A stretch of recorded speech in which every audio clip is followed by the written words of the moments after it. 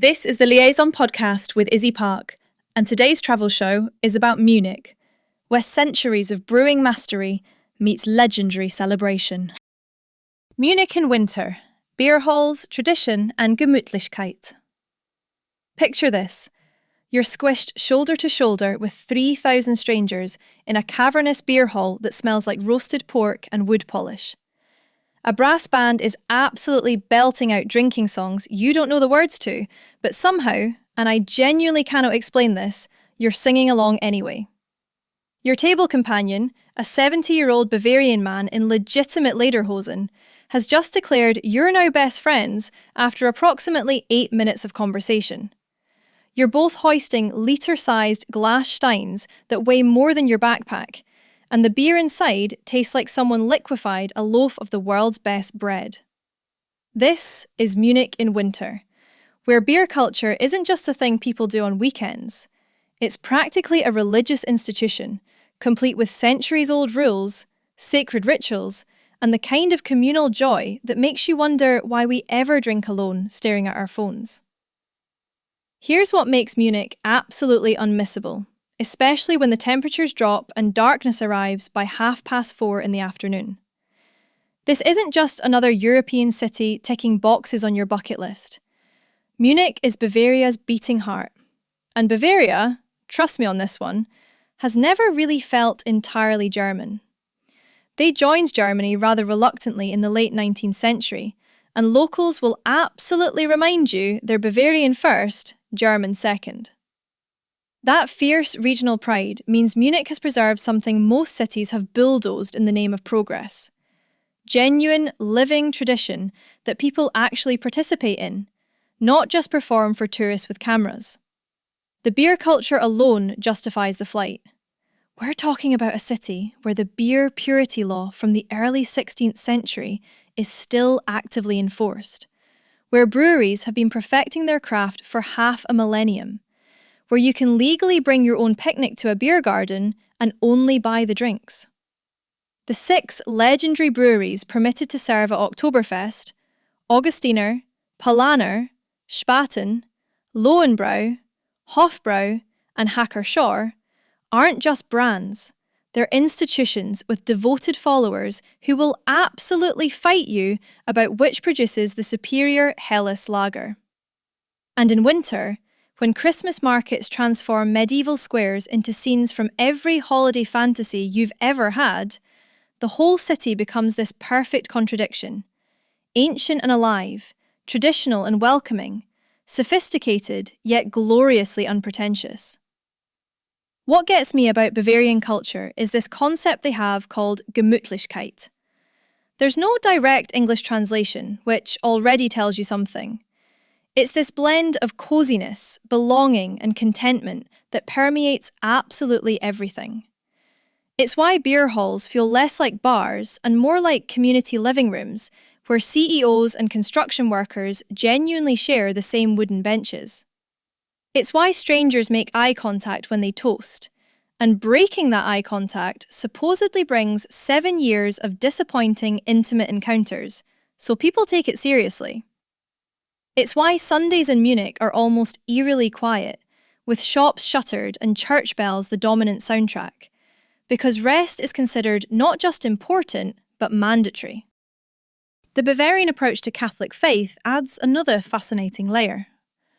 Unlike the austere Protestantism that dominates northern Germany, Bavaria's Catholicism embraces sensory pleasure.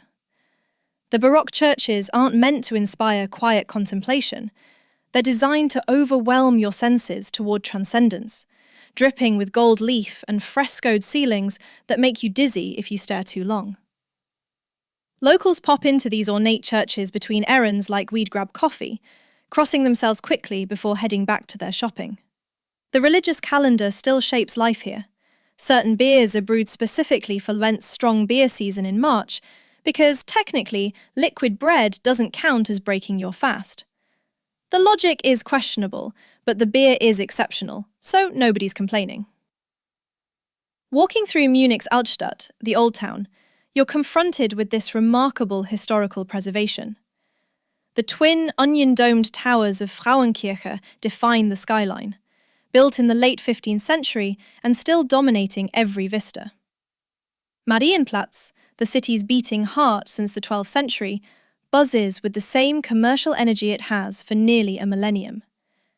The neo-Gothic new town hall looks medieval, but was actually constructed in the late 19th century, and its glockenspiel draws crowds daily to watch mechanical figures reenact historical stories.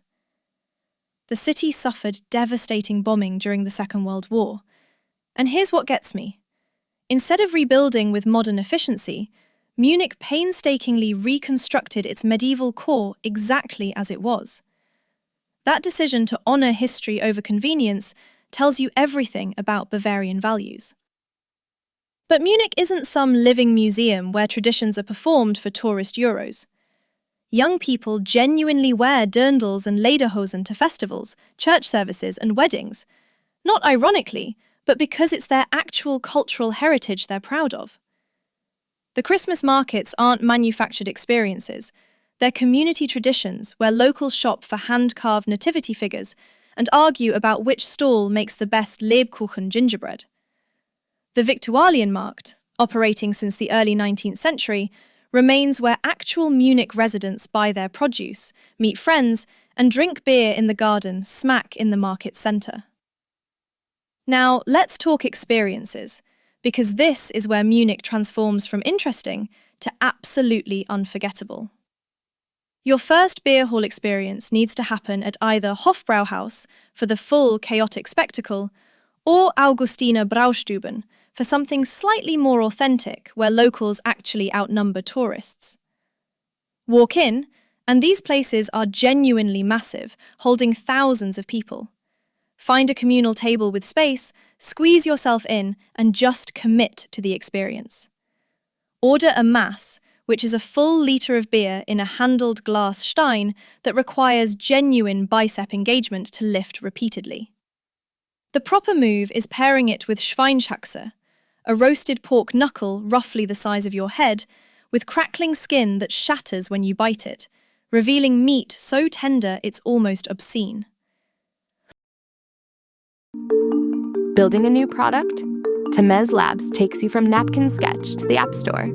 Trusted by Fortune 500s for quality, security, and speed. Book your free strategy session at temez.ai. The communal table situation forces interaction in the best way.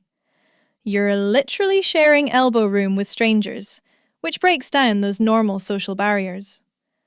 I've watched solo travellers arrive looking slightly terrified and leave 3 hours later having exchanged Instagram handles with a multi-generational Bavarian family who've invited them to Sunday lunch. The beer helps, obviously, but it's more than that. There's something about the shared ritual.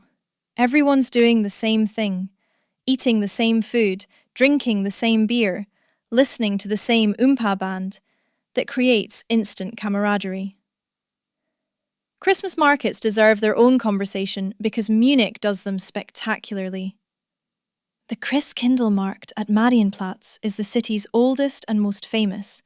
But honestly, the smaller neighbourhood markets capture something even more special. You're wandering through wooden stalls selling everything from hand-blown glass ornaments to sheep's wool slippers, and the air is this intoxicating mix of roasted almonds, grilled sausages, pine branches and glühwein, that hot mulled wine spiked with spices that Germans drink from ceramic mugs you can keep as souvenirs. The darkness that arrives absurdly early in December somehow enhances everything. By 4:30, the market lights are glowing against the black sky, and you're basically existing in permanent golden hour. For something completely unexpected, head to the Eisbach at the English Gardens entrance. There's a standing wave where surfers, yes, surfers in a landlocked Bavarian city, catch rides year-round, even in winter when ice forms on the banks. Watching someone in a wetsuit carve turns on river water, with Alps barely visible in the distance and beer gardens nearby, is peak Munich contradiction. Traditional and weird, serious and playful. Exactly what you'd expect, and nothing like it. The English Garden itself is one of the world's largest urban parks, bigger than Central Park, and locals use it intensely. In winter, you'll see people bundled up for walks along the Isar River, whose water runs this impossible emerald green from alpine glacial melt. The Chinese Tower Beer Garden operates year-round when weather permits, and there's something magical about sitting outside with a beer and blanket while snow threatens, surrounded by bare chestnut trees. Food in Munich is unapologetically hearty and meat-centric, designed for cold weather and physical labour. Weisswurst, white veal sausage, comes with its own etiquette. You must eat it before noon, theoretically before it hears church bells chime midday. You peel off the skin rather than bite through it, dip it in sweet mustard, and pair it with a pretzel and wheat beer for what's called a Bavarian second breakfast, around 10 in the morning. The logic of day drinking stops applying here because beer is essentially considered liquid bread, a nutritional staple rather than just recreational substance. Leberkäse, despite its name suggesting liver and cheese, contains neither. It's this meatloaf situation, served hot in a crusty roll or with potato salad. And it's the ultimate comfort food when you're cold and wandering. The pretzels, Brezen, are legitimate works of art here. Shatteringly crusty outside, pillowy soft inside. Best consumed fresh from a bakery where they're still warm. Obatsta is this beer cheese spread made from camembert mixed with butter, paprika and onions that should probably be illegal for how addictive it tastes. You eat it with pretzels or dark bread, and it pairs perfectly with the bitter hops of a good lager. Basically, everything in Bavarian cuisine is designed to make beer taste better, which honestly feels like civilizational wisdom we should all embrace. The nightlife scene offers surprising diversity beyond beer halls. Glockenbach and Glockenbach-Viertel neighbourhoods host Munich's LGBTQ scene, alongside hipster cocktail bars and alternative venues. Schumann's Bar has been mixing legendary cocktails since the early 80s, all white tablecloths and sophisticated murmurs. For the complete opposite energy, Blitz Club and Harry Klein pump techno until sunrise for crowds dressed in all black who take their dancing very seriously. The city isn't Berlin's anything-goes chaos, but it offers substance, places where locals actually hang out, where the music matters, where you're there for the experience rather than the Instagram story. Oh, hey friend, do you like what you're hearing? Now you can have a ridiculously amazing podcast too. Check out holler.studio to get yourself one today. Holler, holler!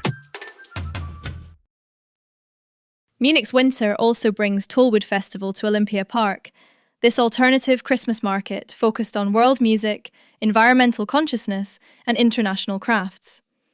It attracts a younger, more alternative crowd than traditional markets, with heated tents hosting concerts and performances that run late into cold December nights. Here's some insider knowledge the guidebooks won't emphasize. Beer garden culture permits bringing your own food. Seriously. The tradition dates back centuries, when breweries could only sell beer, so people packed picnics. That tradition holds. You can bring elaborate spreads and only purchase drinks, which is both economically brilliant and socially wonderful, because your fancy cheeses become conversation starters with table neighbours. Augustiner, the oldest brewery in Munich, is considered the best by locals. They still use wooden barrels rather than metal kegs, and devotees swear it makes the beer taste better. If you want authentic beer hall experience, with more locals than tourists, Augustiner Bräustuben is your move. It's still enormous and lively, but the crowd skews more neighbourhood regulars than bachelor party groups. The Viktualienmarkt is touristy but genuinely good. Locals actually shop there. Go on Tuesday or Friday mornings for the best selection and try samples from the cheese. We hope you enjoyed the trip. You can support the Liaison podcast by rating it 5 stars and pressing the follow button. And remember, One's destination is never a place, but rather a new way of looking at things.